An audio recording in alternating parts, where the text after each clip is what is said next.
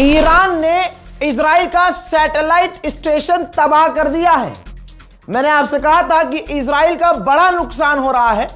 Israel छुपा रहा है, अपने पत्रकारों तक को गिरफ्तार कर रहा है जो अगर कोई वीडियो दिखा रहा है तो। लेकिन यह एक रैंडम वीडियो है, किसी से गलती से बन गया और लीक हो गया, जिससे यह पता चला है कि यह तस्वीर देख लीजिए, ये देखिए, ये सैटेलाइट स्टेशन है, इजराइल का सैटेलाइट स्टेशन है जो ईरान ने हमले में तबाह कर दिया है। यही तो वजह है कि अमेरिका इजराइल बौखला रहे हैं, पूरी ताकत से हमला कर रहे हैं, लेकिन ईरान फिर भी लड़कर जो पलटवार कर रहा है तो इनका यह हाल हो रहा है। हाएला वैली नाम की यह जगह है इजराइल में, जहां पर इजराइल का सैटेलाइट पूरा सेटअप था। इजराइल के उस सेटअप को ईरान ने उड़ा दिया है। ऑस्ट्रेलिया में अभी कुछ दिन पहले मैच हुआ था, फुटबॉल मैच, ईरान की महिला खिलाड़ियों का मैच था। उस वक्त ईरान में प्रदर्शन पीक पर थे और इनको गलतफहमी थी कि भैया रिजीम गिर जाएगी। ईरान की खासकर वो लड़कियां जो अपने स्तन दिखाना चाहती हैं और यूरोपियन और यहाँ की लड़कियों के जैसे चड्डी में अपने चूतड़ उतड़ सब दिखा के सो कॉल्ड मॉडल बनना चाहती हैं, जो नंगी रहना चाहती हैं, उन्हें हिजाब पसंद नहीं आ रहा था। तो भाई ऐसे में जो मैच हो रहा था ऑस्ट्रेलिया में, तो जो ईरान की महिला खिलाड़ियां थीं, मैच के दौरान शुरुआत में जब राष्ट्रगान हुआ तो भाई उन्होंने अपने देश का तराना गुनगुनाया ही नहीं, और यहाँ तक कि कोच भी मुस्कुरा रही थी। इससे साफ नज़र आ रहा था कि ये देश से गद्दारी कर रही हैं। अब भारत का हिंदू समाज और उसका दोगलापन यहाँ पकड़ लीजिएगा आप आराम से, कि अगर भारत में कोई राष्ट्रगान गाने से इनकार कर दे, यहाँ तक कि फिल्म देखी जाती है तो पहले राष्ट्रगान चलाया जाता है, अगर कोई राष्ट्रगान पर खड़ा ना हुआ तो उसको गद्दार कह दिया जाता है। हमारे देश की नीति है भाई, ये बिल्कुल जेन्युइन है, सही है। यही चीज़ वहाँ हो रही है। ये लड़कियाँ राष्ट्रगान गाने से इनकार कर देती हैं। तराना ईरान का बज रहा था, लेकिन इन्होंने राष्ट्रगान गाने से इनकार कर दिया, नहीं गाया। अब इनका ये वीडियो इंटरनेशनल मीडिया में वायरल हुआ। ईरान के अंदर प्रदर्शन शुरू हो गया कि भाई हमारे मुल्क में तो गद्दारी हो ही रही है, ये बाहर जाकर भी ये हाल मचा रही हैं, इससे और बेइज्जती हो रही है, इंटरनेशनल लेवल पर बेइज्जती हो रही है। ईरान ने कहा कि हम कार्रवाई करेंगे। अब अमेरिका ने ऑस्ट्रेलिया के प्रधानमंत्री से बात की, ट्रंप ने फिर ट्वीट किया, ये देखो, ट्रूथ पर पोस्ट किया, ट्वीट पर ट्वीट किया, उठा के कहा कि वो खिलाड़ियां, उनको डर था कि ईरान उन्हें मार देगा, इस वजह से हमने बात की है ऑस्ट्रेलिया के प्रधानमंत्री से। ऑस्ट्रेलिया की गवर्नमेंट उन सभी महिला खिलाड़ियों को असाइलम, पॉलिटिकल असाइलम दे रही है, पनाह दे रही है, उन्हें कहीं जाने की ज़रूरत नहीं है, उनको वहाँ पनाह दी जाएगी, ठीक। और कहा कि मेरी उनसे बात हुई है, वो डर में है, कुछ लड़कियाँ वापस ईरान अपने परिवार के पास जाना चाहती हैं क्योंकि अब उनका परिवार भी खतरे में है। तो देखिए दोस्तों, गद्दारी का नतीजा है। लेकिन अगर आप अमेरिका को खुश करने के लिए गद्दारी करें तो अमेरिका आपको दुनिया में कहीं भी जगह दिलवा देता है। लेकिन मेरे दोस्तों याद रखिएगा, ऑस्ट्रेलिया में अगर इनको पनाह मिल भी रही है तो ऑस्ट्रेलिया इनका मुल्क नहीं है। सरकार बदलेगी, सब कुछ चेंज होगा और चूतड़ों पे इनके लात मारी जाएगी। अपना वतन अपना होता है। इस रिपोर्ट को शेयर कर दीजिएगा, भर भर कर इंफॉर्मेशन दे रहा हूं, बहुत बड़ी बड़ी इंफॉर्मेशन। ब्रेकिंग न्यूज़ एक और दूं आपको, डोनाल्ड ट्रंप एकदम परेशान हो चुका है।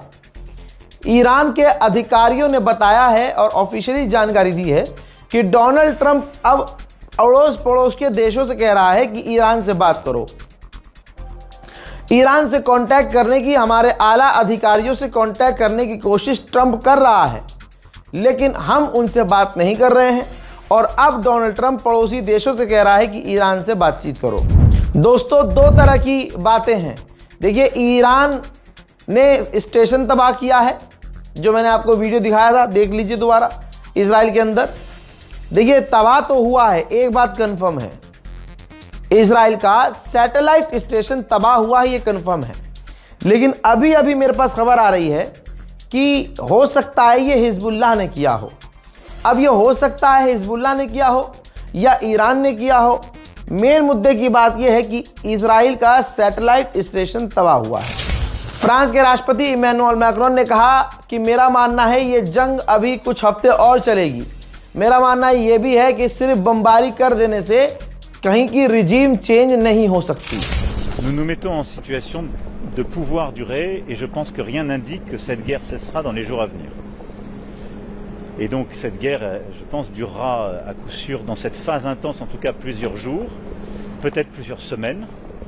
Et tout dépend aussi de la clarification que les uns et les autres font sur leur objectif final et au fond ce qu'on appelle l'effet final recherché. Germany का चांसलर, क्योंकि सबसे ज्यादा नंगापन Germany में है, तो जर्मनी के chancellor ने इसको पहचान लो और बल्कि ईरान से कहूंगा कि जमीर को जिंदा रखो और इस जर्मनी का इलाज बांधो। जर्मनी के चांसलर ने कहा कि जब तक मुल्ला रिजीम जिंदा है ईरान में दुनिया में शांति नहीं आ सकती और पूरी दुनिया के लिए आतंक है ईरान, जिससे अकेला अमेरिका और इजराइल लड़ रहे हैं। ये है जर्मनी का चांसलर, जहां सारी दुनिया कह रही है कुछ और कि भाई अकेला तो ईरान लड़ रहा है और ये हरामी कह रहा है कि अकेले इजराइल और अमेरिका लड़ रहे हैं। इजराइल और अमेरिका जब दो हो गए तो ये अकेले कैसे हुए? ये जर्मनी का चांसलर है। आगे ये कह रहा है कि पूरी दुनिया के लिए ईरान खतरा है। क्या तो ट्रंप भी यही रहा था, लेकिन दुनिया जानती है कि ईरान ने आज तक किसी देश पर कब्जा नहीं किया। कह रहा है कि ईरान दुनिया के लिए खतरा है, जबकि वेनेजुएला पर कब्जा करने वाला अमेरिका है। जर्मनी का चांसलर कह रहा है कि इजराइल कह रहा है कि ईरान खतरा है, जबकि इजराइल ने पूरे फिलिस्तीन की जमीन को कब्जाया हुआ है। पूरा गाजा उसने हड़प लिया है। जर्मनी का चांसलर कह रहा है कि अमेरिका और इजराइल मिलकर लड़ रहे हैं हक की लड़ाई। तो हक की लड़ाई ये है कि इराक का ये तेल पी गए, अफगानिस्तान को तबाह किया और पूरी दुनिया पर ये गुंडागर्दी कर रहे हैं। लेकिन जर्मनी के चांसलर की एप्स्टीन फाइल में जो कुछ वीडियोस हैं उसका असर ये बोल रहा है। मामला इतना गड़बड़ा गया है कि अब क्योंकि सऊदी में या किसी और अरब देश में इतनी हिम्मत नहीं है कि अब जब ईरान इतना पीट चुका है तो हिम्मत ये दिखाएं, और बल्कि जब अमेरिका और इजराइल पिट रहे हो तो अरब हिम्मत कर सकते हैं ईरान पर हमला करने की। तो अमेरिकी सेनेटर बुरी तरह से भड़का है।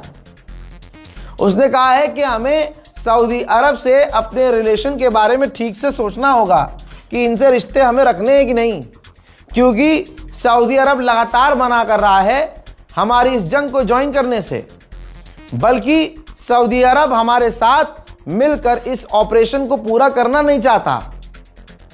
तो दोस्तों, अमेरिका बुरी तरह से भड़का हुआ है और अमेरिका और इजराइल की ही कोशिश है कि ईरान के खिलाफ अरब जंग में उतर जाए। ईरान के ऑफिशियल ने यह तक कह दिया कि अमेरिका इजराइल नहीं समझ पा रहे हैं कि उनकी स्ट्रेटजी हमारे खिलाफ काम नहीं कर पाएगी और हम लंबी जंग के लिए तैयार हैं। डोनाल्ड ट्रंप ने कहा है कि यह बहुत जल्दी होगी अगर हम ईरान के तेल को सीज करने की बात करें।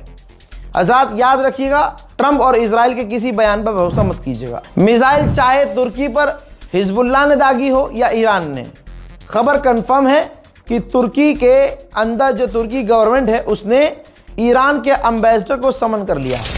वहीं में दोस्तों, भारत की मोदी 56 इंच की सरकार ने फादरलैंड से परमिशन ली। परमिशन जो है डोलैंड ने दे दी। डोलैंड का परमिशन लेने के बाद अब यही भारत सरकार 6 मिलियन बैरल रूसी तेल रूस से खरीद रहे हैं और ये 30 दिन की भीख मोदी को डोनाल्ड ट्रंप ने दी है, जिस भीख पर तमाम भारत के गानाचट्टे गोबरखोर खुश हैं। उधर ईरान ने बड़ी धमकी दी कि अगर हमारे पड़ोसी देशों ने, अरबों ने अमेरिका को नहीं रोका तो हम कुछ ऐसा कर देंगे कि तेल $200 पर बैरल पहुंच जाएगा। ईरान के विदेश मंत्री ने कहा कि हम आम अमरीकियों को निशाना नहीं बनाते, बट अमेरिका की गवर्नमेंट हमें नुकसान पहुंचा रही है, नुकसान पहुंचाना चाह रही है। अमेरिका के टैक्स पेयर का पैसा इस जंग में फूंक रही है और देश बर्बाद कर रही है। हजरात सोचिए, बहरीन और ये अरब देश तुम्हारे लिए कितने खतरनाक हैं, सच बोलने वालों के लिए कितने खतरनाक है। ऐसे थोड़ी इनकी अब तक बातचीत टिकी हुई है। मेरे दोस्तों, बहरीन की प्रोसिक्यूटर कमेटी चाहती है जिन लोगों ने ईरान के हमलों का वीडियो बनाया और जो हमारे यहाँ तबाही मची उसका वीडियो, फोटो और इंफॉर्मेशन शेयर किया, फेसबुक पर डाला, इंस्टाग्राम पर पोस्ट किया या ट्वीट किया, ऐसे अपने देश के गद्दारों को सीधा फांसी दी जाए। तो गल्फ में अगर पैसा कमाने गए हो तो पत्रकार बनने की कोशिश, यूट्यूबर बनने की कोशिश मत करना, निपटा दिए जाओगे। जिसका खून खराब हो वो कभी हक बात कैसे कर सकता है।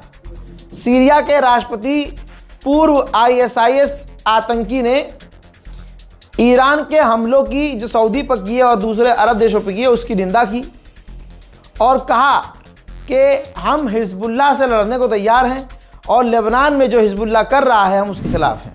हालत बड़ी ख़राब हो गई है ट्रंप की। ट्रंप G7 के आगे झुकने वाला है।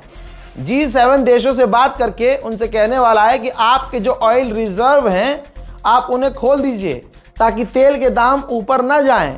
लेकिन ईरान पहले ही कह चुका है कि आएगा, कुछ वक्त के लिए नीचे आएगा, लेकिन फिर ये ग्राफ ऊपर जाएगा और तेल के दाम आसमान छुएंगे। अमेरिका ने जो जंग शुरू की है, जिस वजह से गाजा की जो मीटिंग चल रही थी, जो पीस कीपिंग मीटिंग चल रही थी, पीस को लाने के लिए कई देशों की मीटिंग चल रही थी जिसमें लीड कर रहा था अमेरिका, ये मीटिंग पोस्टपोन हो चुकी है। लोग गाजा और फिलिस्तीन को भूल चुके हैं। तुर्की के राष्ट्रपति रजब तैयब एर्दोगान ने कुछ तो पता लगाया है कि ऐसा बयान दिया है। उन्होंने कहा कि अमेरिका और इजराइल एक जाल है, इनके जाल पर भरोसा नहीं करना चाहिए। इजराइल पर तो बिल्कुल भरोसा नहीं करना चाहिए। हमारे ईरान से रिश्ते खतरे में हैं, लेकिन ये बात क्लियर है कि इजराइल दो भाइयों को लड़वाना चाह रहा है।